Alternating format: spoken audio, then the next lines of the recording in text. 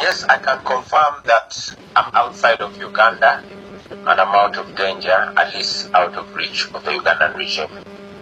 Yes, mu mawulire ge tulinawo His Excellency Robert Kyagulanyi Ssentamu yakoze interview n'omukutu gw'amawulire ogwa BBC era gye buvuddeko interview eno abasinga obungi mwagifunye ng'ayogerako n'omukutu gwa BBC wabula nga bamubuuza era nga baagala okumwokesa bamubuuza wa waali bamubuuza yatolosa atya oba yafulumya atya eggwanga erya Uganda bamubuuza baani abadde bamukwese wabula bino byonna yagaanye okubeera ng'abyanukula era mu nnyanukula gye yabyanukudde yagaanye okuba ng'abawa ansa eyo yennyini gye bagambibwa okuba ti babadde baagala kuba mu kumubuuza omusajja yamubuuzizza weekwese etya okumala emyezi 2 abasajja ne batakufuna yabagambye sisobola kukibagamba wabula kyenyinza okugamba bannayuganda be babadde bankwese n'amubuuza wasobodde otya okufuluma eggwanga erya Uganda n'amutegeeza siyinza kubuulira butya bwe nafulumya eggwanga lya Uganda kubanga kino nyinza okuddira abantu abamu abanyambyeko okubeera nga mbateeka mu mbeera ey'akatyabaga yamugambye nsi ki gye weekweseemu mukadde kano n'amugamba nti mukadde kano sinnatuuka kwogera kutegeeza nsi wawendi wabula kyenjagala bategeeza nti kati ndi safe out of danger government ya General Yoweri Kaguta Museveni newankubadde tukimanyi bulungi nnyo nti erina amatabi erina abalirwana baaya ba mikwano nnyo erina engeri nnyingi nnyo ziyinza okuba nga eyitamu okubeera ng'enfuna wabula njagala bategeeza nti wano wendi kiyinza okuba nga kijja bakaluubiriramukko era kiyinza okuba nga kimaze okukakasibwa nti ndi safe era ndi bulungi nnyo bwe yabadde akola interview eno yayogedde ebigambo bingi nnyo wabula omukutu gwa BBC British Broadcasting Corporation interview eno bagitaddeyo era nange ngenda kuba nga ngikutuusako yonna nga bwe yatambudde wabula nga sinaba kuba nga nkuwa interview ey'omukutu gwa BBC nga bwe yabadde bannayuganda bangi nnyo naddala media stations ezivuddeyo nga zaagala okunafuya era nga zigezaako okukakkanya ekikolwa kino wabula kakati wuliriza bulungi nnyo eno gye bayita Red Zone TV kuleetedde ekikolwa abannayuganda abamu abali ku media kye bagezaako okunafuya nti bagezaako okusiiga ekifaananyi nti Robert Kyagulanyi Ssentamu yagenze mu Ekizayiro omuntu okugenda mu Ekizayiro kiba kitegeeza adduse mu ggwanga nga bwe wawulidde BBS Terefayina bwe yagambye nga bwe wawulira emikutu egimu bwe gigezaako ogenda maaso n'okuba nga gigamba wabula wulira bano mu kukola kino bagezaako okusiiga ekifaananyi nti yadduse mu ggwanga era olw'okudduka mu ggwanga nti oba kyabadde kikolwa kya buti nakulemererwa wabula wano wensinzidde ne ngamba kakati okukiralifayinga obulungi nnyo ku nsonga eno ngenda kukuleetera abasajja n'abakazi ababaddeko abakulembeze b'amawanga ag'amaanyi nga bano ne waaba agenze mu Ekizayiro ekyewuunyisa ate ekisinga okwewuunyisa mu nsonga eno bali mu buyinza bw'eggwanga erya Uganda be basinze okutya okulaba nga Robert Kyagulanyi Ssentamu kakati wetwogerera ali bweru wa ggwanga jjukira yakugambye agenda kukomawo oluvannyuma lw'akaseera akagere era agenda kubafeesinga ababuuze kiki kye bamwagaza ate bw'anaakomawo ag'amadda ge gasinga okuba nga gatiisa zi gavumenti eziba ziriko ne General Yoweri Kaguta Museveni yennyini aliko wetwogere olunaku olwaleero naye yennyini ali omu ku abo abakulembeze abaali mu Ekizayiro oluvannyuma lw'obukulembeze okubanga obwaliko baali tebakkaanya nabo era oluvannyuma lw'okubeera mu Ekizayiro bw'ati bwe yakomawo alayira nga president nga bamaze okuba nga bawamba abakulembeze bonna ababaddeko abakulembeze b'eggwanga erya Uganda bonna ennamba esinga basookedde mu Ekizayiro nga ne Robert Kyagulanyi Ssentamu bano we baagala okukitambuza kyabadde mu Ekizayiro bangi babyogera bwe batyo era baagala okisiiga bwe batyo kyabadde mu Ekizayiro wabula njagala okutegeeza nti ne bwe kiba nga bwe kiri nga ddala abadde mu Ekizayiro tekirina yadde obuzibu bwonna era amadda ge nga bagagenda kuteeka abasajja ku bunkenke Mwami Kyagulanyi bimulemye wano agenze bikolera bwe gwagwanga bikoze ki byatakoze wano because wakugamba nti ngenze mbikolera eri wano biganye no tebiganye era ebimu ku bigambo bannamawulire bye baagala okutambuza yemu ku njiri gye baagala okusiiga wabula kakati nze njagala okukuleetera nti ne bw'aba agenze mu Ekizayiro ogenda kutegeera mugaso ki oguli mu kino era bannayuganda bangi naddala nze kamwa koogera nzikiriziganya n'ekyo ne bw'abanga mu Ekizayiro gy'agenze mukutu oli kugwa Red Zone TV we bali kubanga okyagoberera yonna gy'osinzira okuba nga gy'otulabira ddala gw'atambula naffe ebbanga lyonna tanawa kubanga otwegattako kkirira wansi awo olaba ekigambo subscribe okikwateko kwata kadde ka notification kakuyambako okubeera omu ku abo abasookera ddala okumanya bwe tuba nga tutaddeyo ensonga yonna olwo nno ne tuba nga tutambulira ddala ffenna kwata ku kigalo ekyo oba vidiyo giwe ekigalo ogirayikinge kyentegeeza oba ogiyambyeko okuba nga etambulira ddala ate era genda mu comment section teekamu obubaka bwo ku nsonga ez'enjawulo zonna ze tuba nga tukuleetedde tubeere nga ate tusoma obubaka obwo ku nkomerero eya update season nyongera obbajjukiza ne ku mukutu gwaffe wa Uganda 24 live omukutu ogwo tukuweerako live streams ez'enjawulo naddala ku mawulire oba ku bannankyukakyuka bonna ensonga eziba zigenda maaso mu ggwanga erya Uganda tuzifunira sayidi eyo kakati wano njagala okukuwaako akatonotono ku interview His Excellency Robert Kyagulanyi Ssentamu gye yakoze n'omukutu gw'amawulire ogwa BBC gye buvuddeko nkuleetedde n'history oba ebyafaayo ebiraga abamu ku bakulembeze ab'amaanyi kana bano basoose kufulumako mu ggwanga wabula nga lwe bakomawo ebiseera ebisinga bakomawo balayira teweewuunya nnyo nga His Excellency Robert Kyagulanyi Ssentamu akomeddewo mu moodi ndala akomyewo nga mukulembeze wa ggwanga mu butongole wuliriza kajjawo akalango kano nze gye tubeere nga tutambula nga z'obufumbo olina omwami naye ng'akutawaanya olina omukyala ng'akutawaanya bajja ne bakwagalako ne bagenda gwe alina ebizibu mu byenfuna nga sente zikuyita mu ngalo wooteeka sente zifa bufi b'owola tebazza gwe aloota ng'ogwa mu nnyanja gwe alumizibwa omutwe nga guganja okuwona naawe aloota ng'ebintu bikozesa ensonga z'obufumbo nina ekifo ku mugga awali amayinja wennyambulirako ebisiraani ekikwa ekifiiriza omudibo obutaganja obutaweebwa nzijanjaba abantu ab'enzikiriza zonna nsiŋŋaanibwa njeru ku lw'ejjinja gwanjagala kuba ku nnamba yange eyo naawe ali ewala ennyo yita ku WhatsApp. Yes, nga bulijjo Red Zone TV kwoli weebale kubeera ng'okyagoberera yonna gy'osinzira okuba nga gy'otulabira gw'atambulira ddala naffe lyonna kwebaza naddala gwajja mu comment section noba ng'oteekayo obubaka bo ate naddala mmwe abatambula naffe ku mukutu guli ogwa Uganda 24 live tugenda kutandika okuba nga tubatuusaako. By the way nga sinaba kuba nga neeyongerayo n'ensonga za president njagala okusooka obbategeeza era n'okkuba akalango twagala okutandikawo enteekateeka ey'okukola live mukutu gwaffe ogwa TikTok obudde obw'eddembe nawo nga tumaze obbaweereza gano kubanga tumaze obbakolera amawulire ku mukutu gino ebiri gye nkugambye tusuubira okutandika okuteekawo enkola ey'okuteekako live kakati gwe wenna ayagala okuba ng'otwegattangako genda ku TikTok ofollowinga omukutu oguyitibwa Red Zone TV era nga bw'ogiraba wano bwe tutyo bwe tubeera ne ku TikTok gye guli era guliko ekifaananyi profile picture yaffe kyekifaananyi kya president kyakalulu kati njagala okutegeeza gwe wenna akkiririza mu kino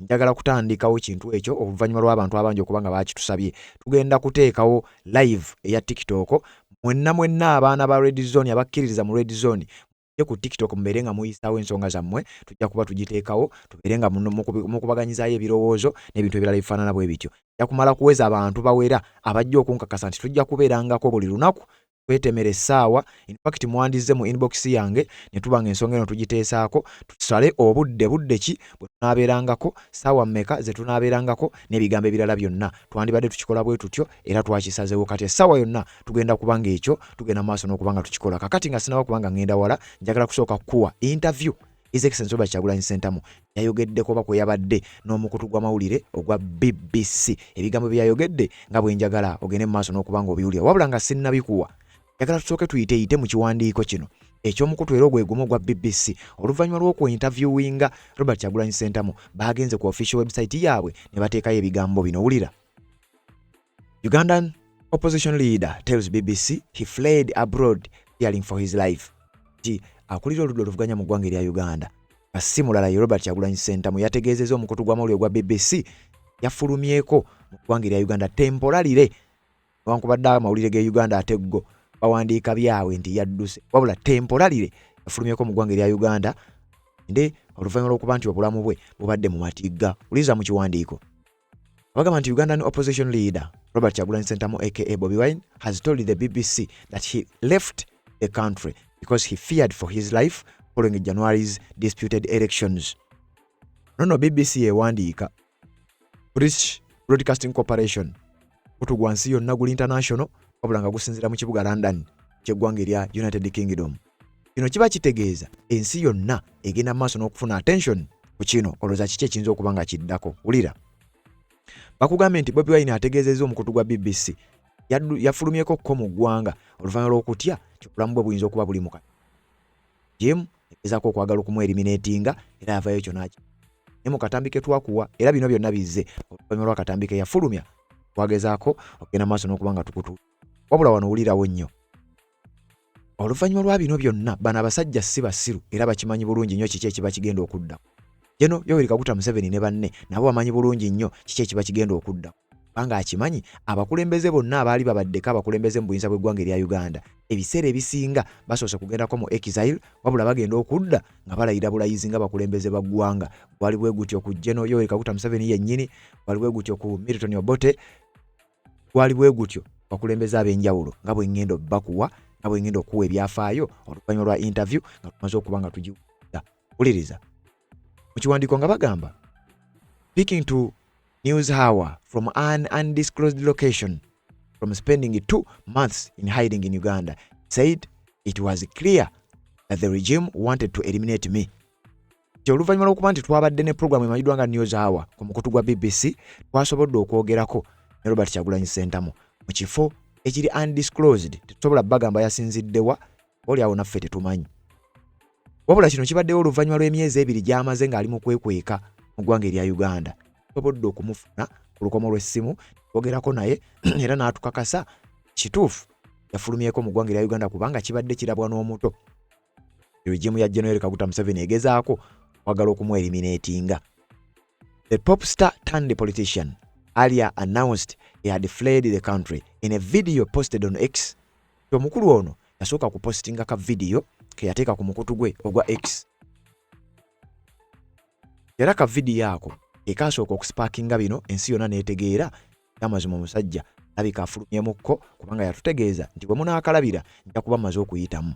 Kambi ako ke postinga ku mukutu gwa X okwe basinzidde bagamba leka tumunoonyeeko tulabe omusajja mbeera ki gy'agamba oba mbeera ki gy'ateeka.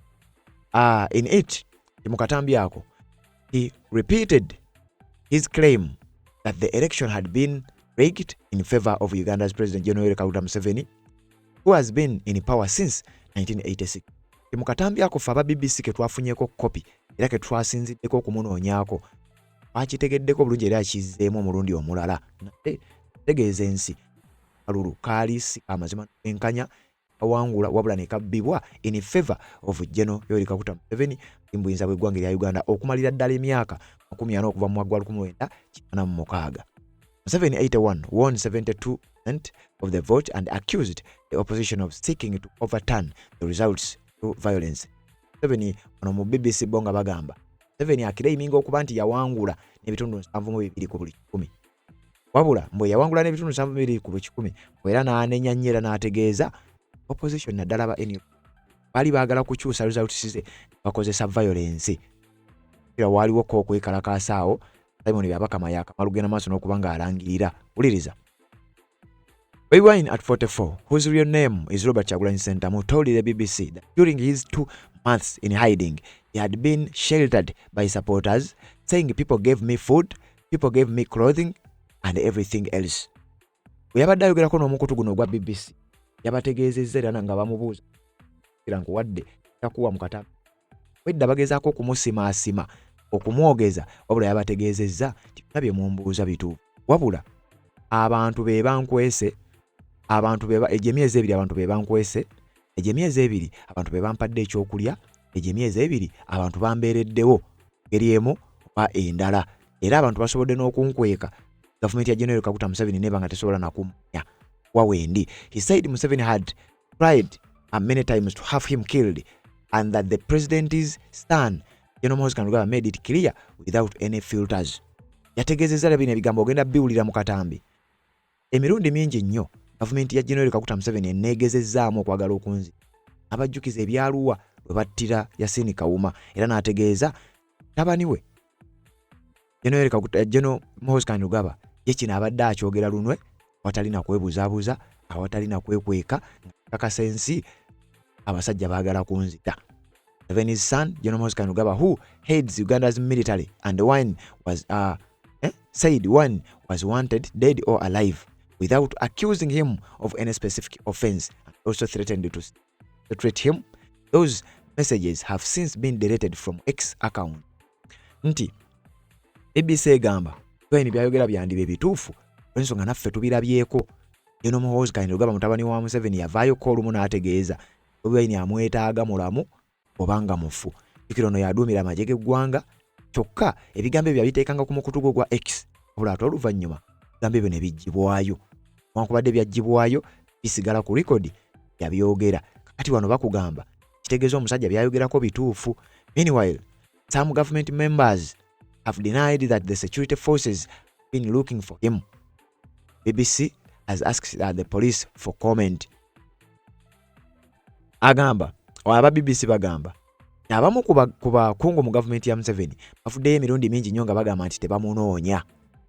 Ate BBC tugezezaako ku reaching out n'abamu ku bakungu bano batubuulire oba bamunoonya bate bamunoonya naddala ekitongole kya police batubuulidde wano baba abafunye. Bobi Wine said in the interview on Sunday, even if I'm out of Uganda, I am still not safe because I know that I am being pursued by a regime that is able to pursue its political enemies wherever they are.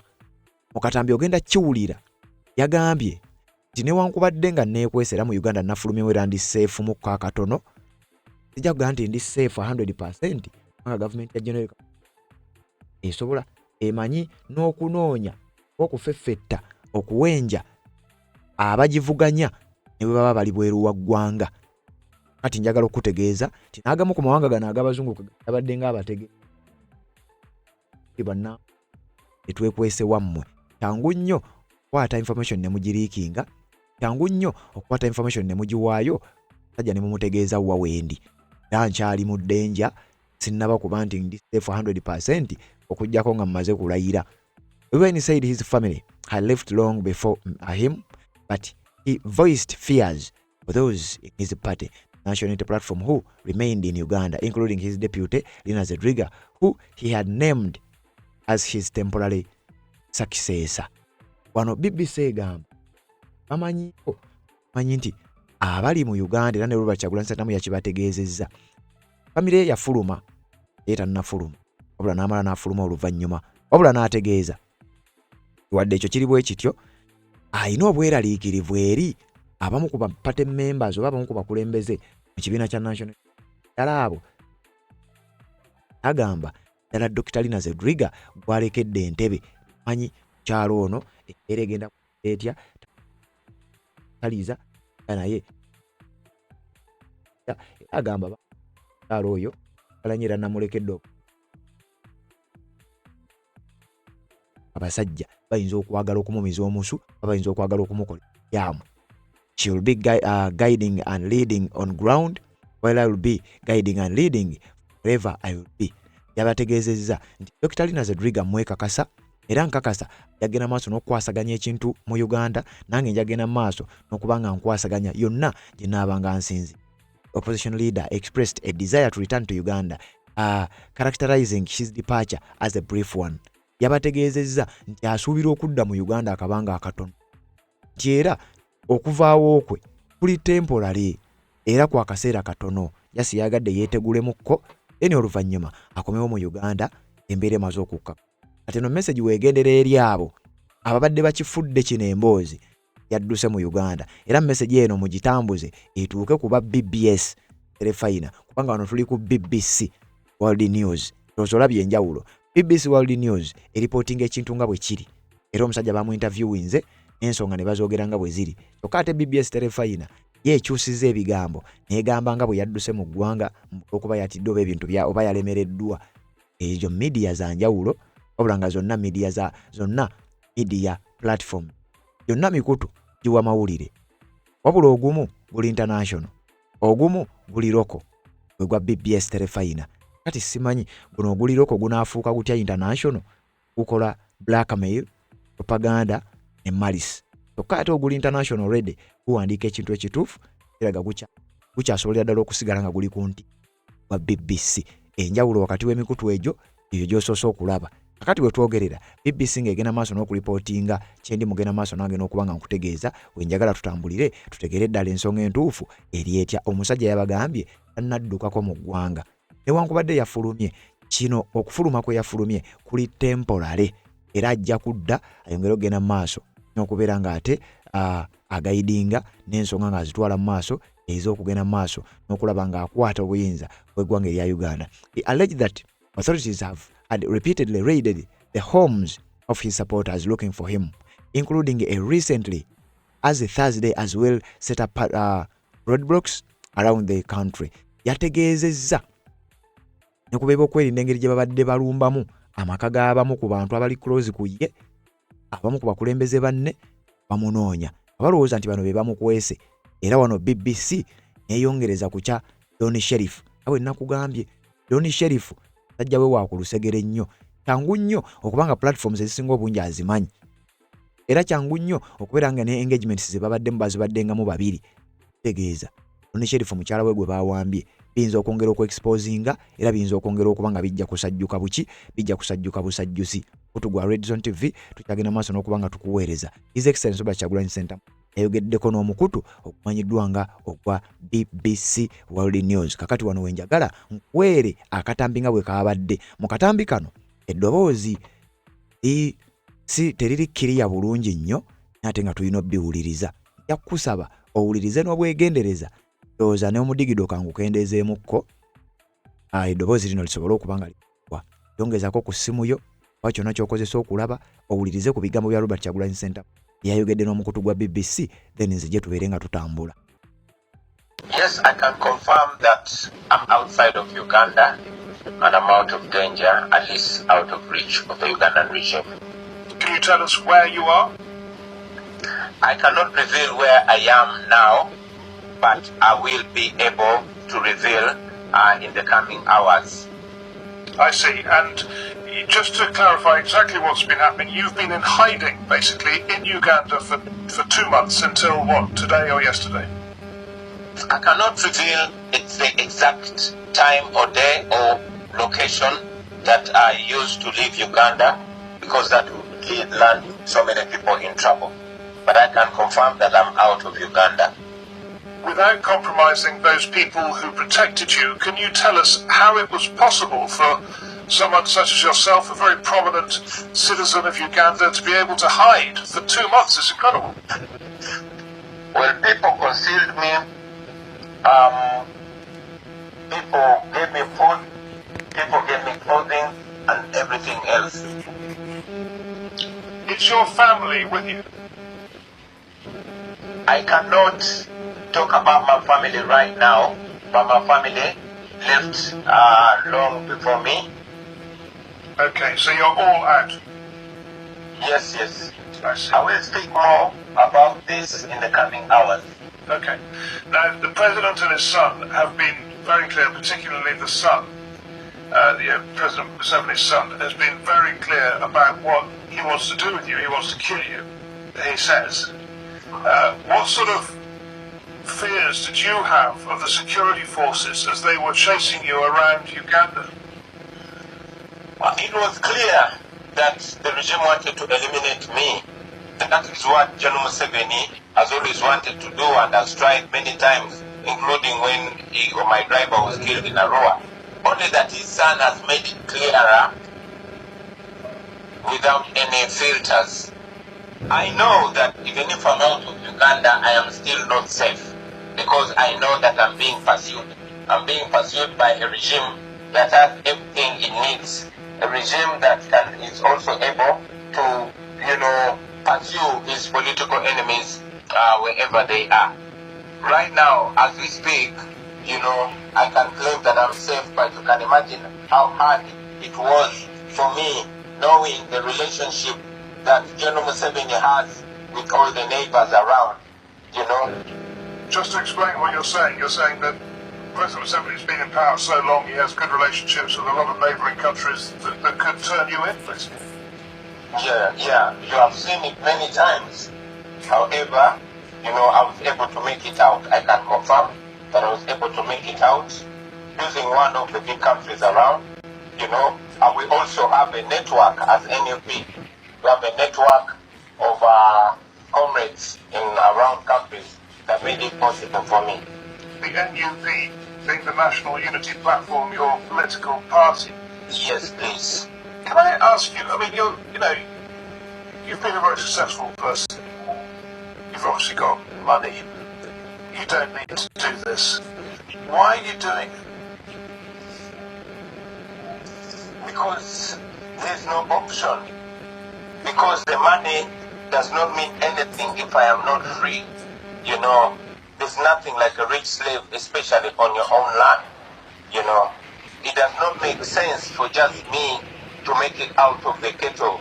When I was living in the ghetto, we used to say we work hard not to leave the ghetto, but to make the ghetto a better place to live for everybody. Everybody has to be alright for me to be alright. That is how it works. All these countries that we are running to, it does not matter how rich or poor you are, but think if the systems work. I want to live free, and to see my people free. You, when you left in the last few hours, have said that you've nominated and named your deputy to take over the presidency of the National Unity Platform whilst you're away. You said this is a temporary absence, but whilst you're away, you've named your successor, as it were. Are you afraid about their safety? Of course, we are afraid for everybody's safety. I mean, my deputy president, who is now going to be in charge of the party, has just left prison. She was abducted a day before the election, and she was held in a military prison for almost 2 months. So she just got out of prison a few days ago, but she's always up and ready to take the challenge, and I'm so honored to be working with her.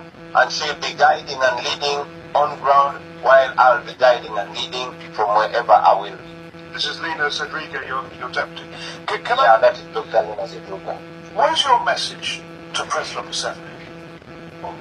My message to President Museveni is that we are not his enemies. We are just children of the circumstances that he created. We just want to be in a better country, in a free country. We just want to see what he promised us in our lifetime. When he was my age, he was being chased by President Obote for the exact reason.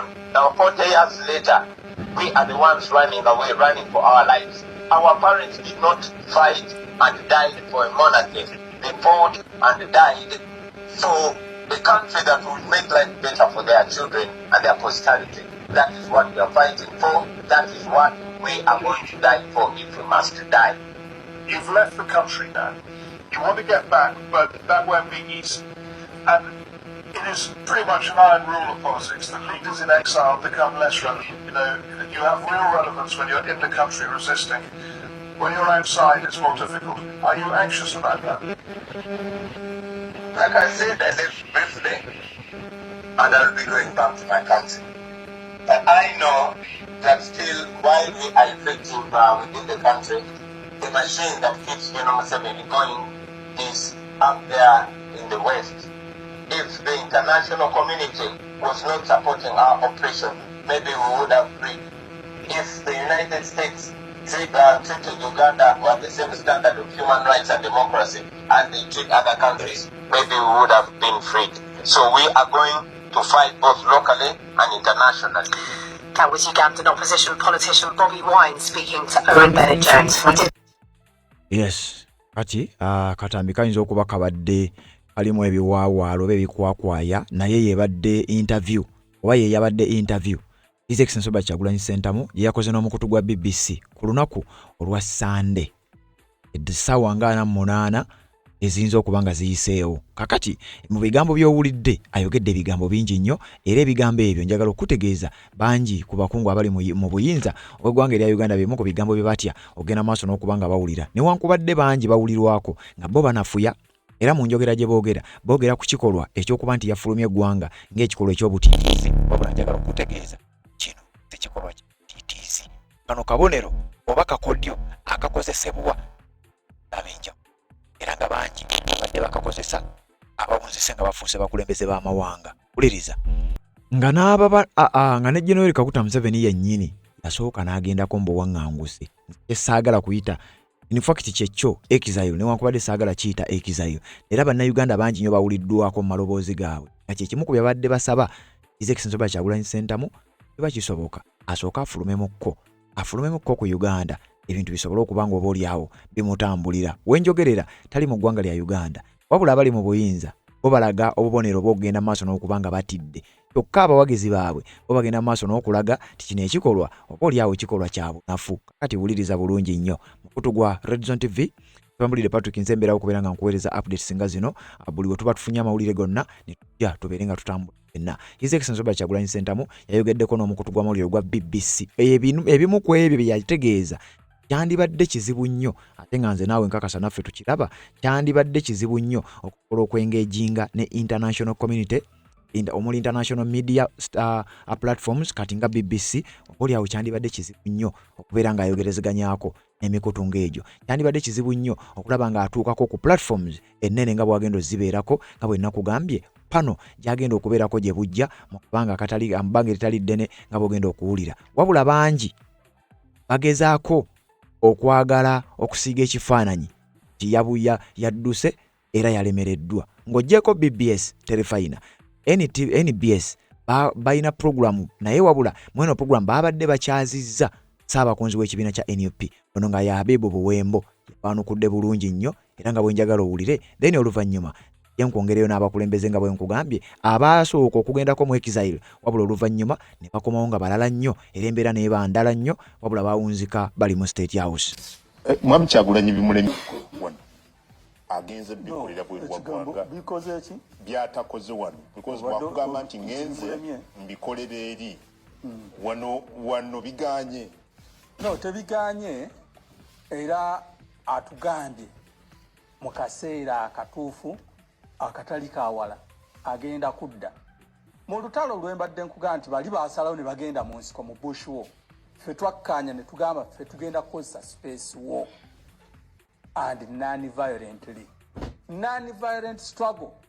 Tosobola gizanya ng'ogizanyira mu kaspace kafunda Uganda wokka olina ogigaziya ogisse ku level y'ensi yonna. Era njagala kwebaza His Excellency Robert Kyagulanyi ekyakikoze bulungi.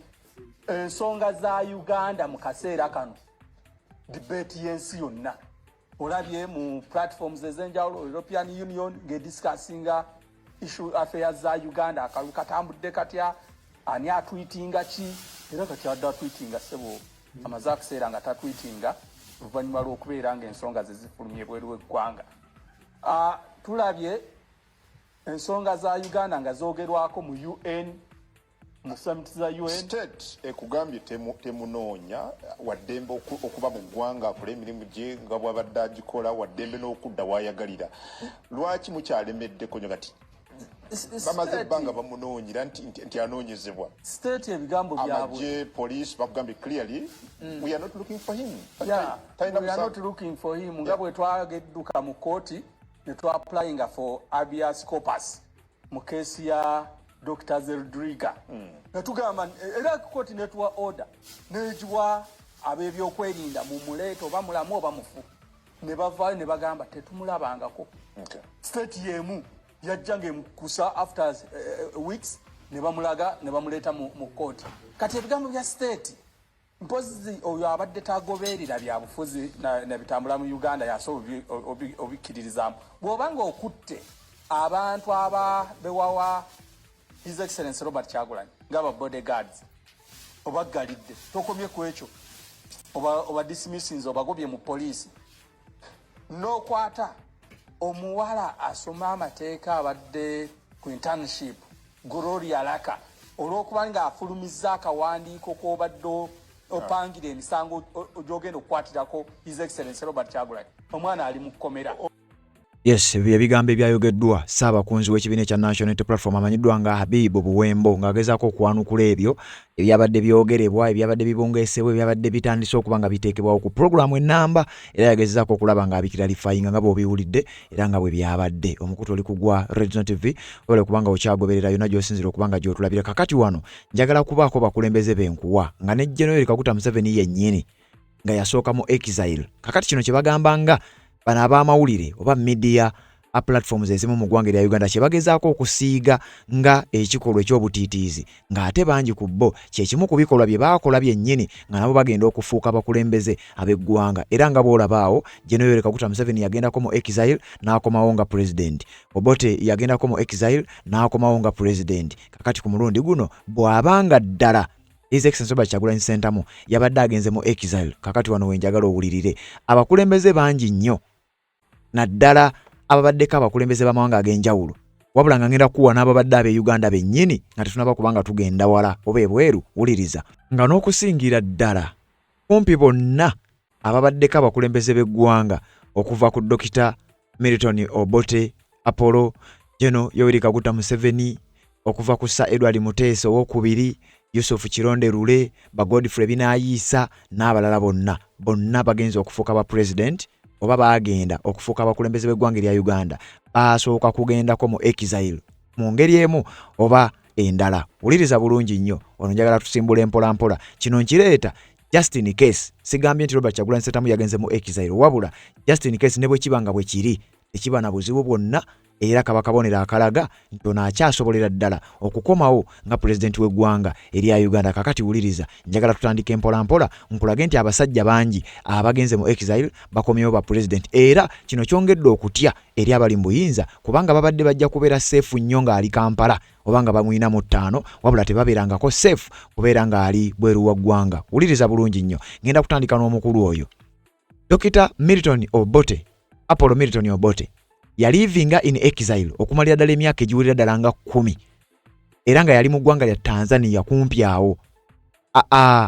Obote ono yagenda mu exile oluvannyuma, jjukira ono yaliko pulezidenti Amini n'amuwamba mu 1971. Oluvannyuma lwa Amini okumuwamba yagenda e Tanzania ne yeekweka eyo nga takyasobola kulinnya yadde ekigere kye mu ggwanga erya Uganda, wabula yagenda okudda mu 79 80 ng'afuuka bufuusi pulezidenti, era mu 81 ne bategeka akalulu akamuwake akagambibwa kwa nti yakabba, wabula ng'ate yali avudde mu exile, yadduka mu ggwanga erya Tanzania n'abeerayo emyaka nga gikunukkiriza n'okuwera 10. Anyway, yavaayo yafuuka pulezidenti mu kye twayita oba kye tumanyi nga Obote 2. Awo Obote yali afuuse omukulembeze w'eggwanga erya Uganda, wabula nga mu kaseera kano yali mu ggwanga lya Tanzania gye yali yeekwese mu exile. In case nga Robert Kyagulanyi Ssentamu naye aba agenze mu exile, kati ekyo kikulage kitewabaawo okutya. Jeno Yoweri Kaguta Museveni mwennyini yaliko mu exile, era ng'ono mu mwaka gwa 1971 nga Amini amaze okuwamba, era naye yadduka mu exile. Jjukira ono yali omu ku baali mu gavumenti y'Obote, era Obote we yakomawo ono naye n'alyoka akomawo. Mu 1971 ono yadduka oluvannyuma lwa Amini okuwamba obuyinza. Museveni naye yadduka mu ggwanga erya Uganda, ebweru gye yali gye yasinziira ne bakola kye bayita Fronasa oba akabinja ka Fronasa kye bayita Front National Salvation, kye baatuma Fronasa, nga kano kaali kagenda kutanda oba kaali kagendereddemu ku opposinga bukulembeze bwa Idi Amini, naye nga baali bamaze okudduka mu ggwanga erya Uganda. Amini awambye, badduse gye baddukidde ne bafoominga Fronasa. Kakati oluvannyuma mu 1979 nga Amini amaze okuba nga adduka agibwa mu buyinza, ono naye Yoweri Kaguta Museveni n'alyoka akomawo mu ggwanga erya Uganda. Kakati wano bakusiigira ekifaananyi nti ono bw'aba agenze mu exile kiba kibi era abanga alemereddwa, kyokka nga bangi tubalabye nga nabo ge gamu ku makubo ge bayiseemu, basooka ne bagendako mu exile then ne bakomawo, ate olukukomawo ne bafuuka ba pulezidenti. Ono yakoma mu 1979 ne wayita emyaka nga 7, mu 1986 n'afuuka pulezidenti, era nga naye awamba. Kakati wuliriza, Sir Edward Muteesa owookubiri, ono nga ye pulezidenti yasookera ddala mu byafaayo eby'eggwanga erya Uganda nga pulezidenti newankubadde ate mukadde ke kamu era yali kabaka. Sir Edward Muteesa ono mu mwaka gwa 1953 yawaŋŋangusibwa era yagenda mu exile ne yeekweka mu ggwanga erya United Kingdom, era kigambibwa okuba nti gavana wa UK ye yamutereka era ye yamukweka.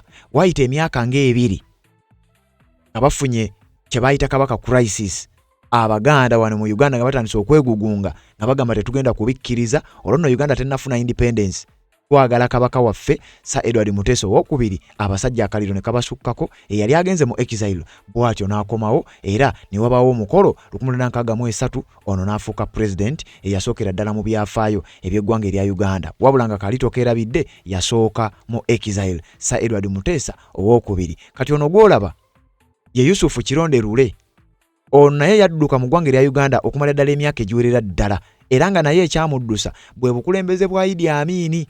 Ono y'omu ku badduka mu Uganda nga Amini awambye obuyinza, yagenda mu exile era ne yeekweka eyo nayo yali ono yali omu ku kabinja aka UNLF abali mu exile, wabula oluvannyuma n'akoma mu ggwanga erya Uganda, era naye mu mwaka gwa 1979 ojjukira bulungi nnyo ti Yusufu Kironde Lule era naye yaliko pulezidenti w'eggwanga erya Uganda, kyokka nga naye yasooka mu exile. Bw'obanga obadde okimanyi bulungi nnyo, ono Yusufu Kironde Lule yaliko pulezidenti w'eggwanga erya Uganda, era yabeera pulezidenti okumala ennaku 68. Yafuuka pulezidenti nga 13 ogwokuna 1979 nga Amini adduse n'avaako nga 2 ogw'omukaaga 1979, wabula nga naye okufuuka pulezidenti akabanga akatono ke yabeera yasookera mu exile oluvannyuma lw'okuba nti obuyinza bwa Idi Amini oba obukulembeze bwa Idi Amini yali tasobola kubukkiririzaamu. kati bwatyo n'afuuka omukulembeze w'eggwanga erya Uganda. Kakati wano bagezaako kusigira ekifaananyi nti omuntu okugenda mu exile kintu kibi nnyo era kikolwa kya bunafu, wabula ngezaako kulaga nti kano kaba kakodyo era kazite kakozesebwa abakulembeze ab'enjawulo. Oyo gw'olaba bamuyita Godfrey Lukongwa Binaayisa. Binaayisa ono era naye yaliko president w'eggwanga erya Uganda, wabula naye era yadduka mu Uganda n'agenda mu exile. Ono yabeera mu exile era mu mwaka gwa 1979 era naye oluvannyuma lw'obuyinza bwa Idi Amin ng'awambye, Binaayisa naye yadduka mu ggwanga erya Uganda. Eno nno gye yava n'akomawo n'afuuka president w'eggwanga erya Uganda, nga olwo oli bamaze okuba nga bamuggyako Yusuf Kironde Lule bwe yavaako, Binaayisa n'akwatamu kuva nga 2 ogw'omukaaga 1979 paka nga 12 ogw'okutaano 1998 Professor Godfrey Lukongwa Binaayisa we yali omukulembeze w'eggwanga erya Uganda, naye nga tekinnabaawo yasooka mu exile. Kakati okulaga nti kino tekiri mu Uganda mwokka, ne mawanga ag'enjawulo era n'abantu ab'amaanyi ennyo boyinza okuba ng'omanyi ku nsi eno bangi basoose mu exile, then ne bajja ne batoba n'embeera ne bafuuka abakulembeze. Nelson Mandela oyo international icon mu ggwanga erya South Africa nga tannaba kubeera ng'asibibwa, yasooka n'aspendingako akabanga ng'ali mu exile era ng'adduse ng'atambulira eyo mu mawanga amalala, agamu nga gali ku Afirika, amalala nga gali ku Bulaaya, era nga kigambibwa okuba nti ono yali tasobola kudda mu ggwanga lye erya South Africa. Era bwe yadda embeera yaliwo mugijjukira paka mwaka gwa 1994 Nelson Mandela n'afuuka president w'eggwanga erya South Africa, ne wetwogera olunaku olwalero y'omu ku basajja abakyasomebwako ne mu byafaayo, naye nga naye yasooka kuddukako mu ggwanga lye erya South Africa. Waliwo omusajja omulala ow'amaanyi era bw'obanga obadde ogoberera omumanyi, oyo gw'olaba bamuyita Charles de Gaulle. Ono yafugako ku ggwanga lya Bufalansa mu biseera bya Second World War Basematalo owookubiri. Yadduka mu ggwanga eryo n'addukira mu kibuga London eky'eggwanga erya Bungereza. Ebiseera ebyo ng'abayeekero b'abalwanyi ba Free French Forces baali bataddewo embeera era oluvannyuma lw'okuba nti eggwanga lya Germany lyali lyagala okuwamba eggwanga lino. Ebyo byonna mu bijjukira abaabisoma. Kakati njagala okutegeeza ono naye oluvannyuma yakomawo mu ggwanga n'afuuka president ow'eggwanga eryo. Ono yennyini Paul Kagame Rutagambwa yabeera mu ggwanga erya Uganda okumalira ddala emyaka 1960s, emyaka gye gyonna egy'obuto. In fact ono yalinga refugee mu Uganda, yalinga munoonyi wa bubudamu, naye ng'ekyo kyonna kyabeerawo oluvannyuma lw'obukulembeze obwa Juvenile Habyarimana okubeera nga bwali mu ggwanga erya Rwanda, nga bano abakulu baba kwegamba ng'embeera zaabwe tezisoboka era nga bakumpi nga ne mu ggwanga lyabwe tebasobola kubeerayo. Yabeera mu ggwanga erya Uganda nga refugee era nga mu bufunze yali ku exile. Paul Kagame Rutagambwa kubanga kayitawo katono nnyo, omukulu ono ne bakuba emmundu mu ggwanga erya Uganda era ono mu lutalo olwaleeta Museveni mu buyinza, omukulu ono yalulimu mu nsiko era akabanga kayita bwe bamala okuwamba Uganda ne bagenda ne balwana ne bamuyambako ne bawamba nabo obuyinza e Rwanda mu bufunze, naye yasooka kudduka mu Rwanda n'abeera mu exile mu ggwanga erya Uganda, then ogenda okudda e Rwanda afuuse president. Omusajja oyo gw'olaba bamuyita Ayatollah Sayyid al-Khamenei. Ono njagala okutegeeza nti naye newankubadde nga yakattibwa mu nnumba ez'enjawulo ezikoleddwa eggwanga lya Amerika n'eggwanga lya Iran. Oyo omukulu gw'olaba okufuuka supreme leader w'eggwanga lya Iran teyasinziira mu Iran, wabula naye yali yadduka mu ggwanga erya Iran. Era mu mwaka gwa 1979 mujjukira ekyaliwo okwekalakaasa okwali mu Iran Revolution, ne omu ku babaddeko abakulembeze b'eggwanga eryo omukulu amanyidwa nga Muhammad Ahmadinejad. Bano baateekawo okwekalakaasa. Nejad yali muyizi ku university n'akulembera okwekalakaasa mu ggwanga lya Iran mu kibuga Tehran n'ebibuga ebirala byonna. Ne bateekawo okwekalakaasa okw'amaanyi ennyo. Kakati ono ye gw'olaba yali yadduka mu ggwanga lya Iran nga taliimu, era nga gye yaddukira yali adduse kutaasa bulamu, wabula embeera we yatabuka embasa ya Amerika ng'egobeddwa n'ebirala bifaanana bwe bityo, n'akomawo ne kye bayita supreme leadership, n'akomawo n'abeera omukulembeze ow'oku ntikko mu ggwanga lya Islamic Republic of Iran. Era newetwogerera watuukidde okufa egyo emyaka gye gibadde giyiseewo okuva 1979 paka waafiiridde mu gwa 2026 naye supreme leader w'eggwanga eryo, naye ng'ate yasooka mu exile, yasooka kudduka neyeekweka mu ggwanga erya neyeekweka okuva mu ggwanga erya Iran, nga singa teyeekweka singa tabadde mulamu ebbanga eryo lyonna newankubadde nga kati mugenzi naye yasooka mu exile. Waliwo omukyalo oyo bamuyita Corazon Aquino. Ono yaliko omukulembeze w'eggwanga erya Philippines. Era ng'ono y'omu ku baakola okwekalakasa okwali mu ggwanga lya Philippines mu kibuga Manila, okwekalakasa okwakyaka ennyo bayita People Power Revolution. Obanga obadde ogoberera People Power Revolution mu ggwanga lya Philippines, kakasa ng'obadde okimanyi. Mu mwaka gwe gumu General Kaguta Museveni yali alayira nga president w'eggwanga lya Uganda nga yakawamba, nga neeno mu ggwanga lya Philippines bagobe yali president amanyiddwa nga Ferdinand Marcos ne mukazi we abali bakutte obubi eggwanga lya Philippines oluvannyuma lw'emyaka egyali giwerera ddala. Era mu kye bayita Metro Manila okwekalakasa kwali kw'amaanyi nnyo, wabula okwekalakasa we kwabeererawo omukyalo ono yali yadduka mu ggwanga lya Philippines. Kati ekyokulabirako kati nga Robert Kyagulanyi Ssentamu waataliiwo mu ggwanga lya Uganda ne wabalukawo okwekalakasa okw'amaanyi ennyo, era nga banna kibiina kya National Unity Platform baba Uganda bakkiriza mu nkyukakyuka nga bastaginze okwekalakasa bagamba twagala buyinza, twagala mukulembeze waffe. Amala n'akomawo n'alayira nga president era bw'atyo n'akwata mu kintu. Kati ne mu ggwanga lya Philippines bwe kityo bwe kyali. People Power Revolution mu ggwanga lya Philippines ye yaleeta omukyalo oyo Corazon Aquino, era nga omukyalo ono kigambibwa okuba kyoluvannyuma lw'embeera yali mu ggwanga eryo bw'etyo bwe yasinziira n'akomawo oluvannyuma lwa exile gye yalimu gye yali yeekwese, bw'atyo gye yali yeekwese gye yava n'ajja n'afuuka president. Ekyo si kipya nnyo ate si kikolwa kya butiitiizi. Omukulu oyo gw'olaba bamuyita Jean Bertrand Aristide. Ono yaforcingibwa okudduka mu ggwanga lye erimanyiddwa nga Haiti oluvannyuma lw'okulwa kye bayita military coup ez'enjawulo ezagenda nga maaso n'okubaawo, wabula ono omukulu olw'okuba yalina kye bayita international support mu mwaka gwali gwa 1994 yadduka mu ggwanga erya Haiti n'abaako gye yeekweka okusobola okutaasa obulamu, era nga naye gye yeekweka tewasooka kumanyika, wabula akabanga kaayitawo omukulu oyo n'akomawo. Era mu mwaka gwa 2000 omusajja ono yaddamu n'alondebwa Jean Bertrand Aristide yaddamu n'alondebwa ng'omukulembeze w'eggwanga erya Haiti, wabula ng'asooka kwewogomamu, yasooka kudduka mu ggwanga lya Haiti, bw'atyo n'akomawo oluvannyuma n'afuuka president w'eggwanga erya Haiti. Robert Kyagulanyi Ssentamu yavuddeko mu ggwanga erya Uganda temporarire. Nze nina okukkiriza kyanaagenda okudda ebyafaayo bituukiriza ekigambo kiri ekigamba history repeats itself.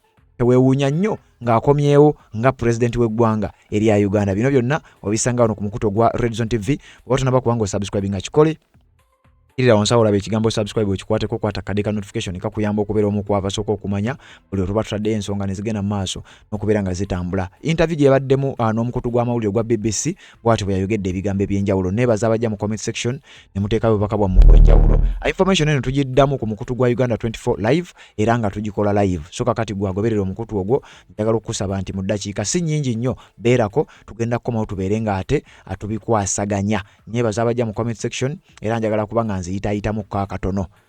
Peace of God webale kubanga kwoli yaŋŋambye webale tuweereza ne sound ekutukakutukamukko etuli mugezaako kulaba nga tukitereeza. Azena namuwaya nawe bale kubanga kwoli message yatuuse. Akure Joshua webale kubanga nawe ogoberera message yatuuse. Nasimbwa Winnie webale kubanga kwoli message yatuuse bulungi nnyo. Koni Naluoga nga bulijjo webale kubanga ogoberera obubaka bwatuuse ku mukutu gwa Red Zone TV. Ono bamuyise Nakabaale Abdulakim nawe bali kubanga kwoli message yatuuse bulungi nnyo. Winston Saira we bali kubanga ogoberera obubaka bwatuuse. Namakola Feibe message yatuuse bali kubanga kwoli. Ono bamuyise Hajehe Sei message yatuuse bali kubanga kwoli.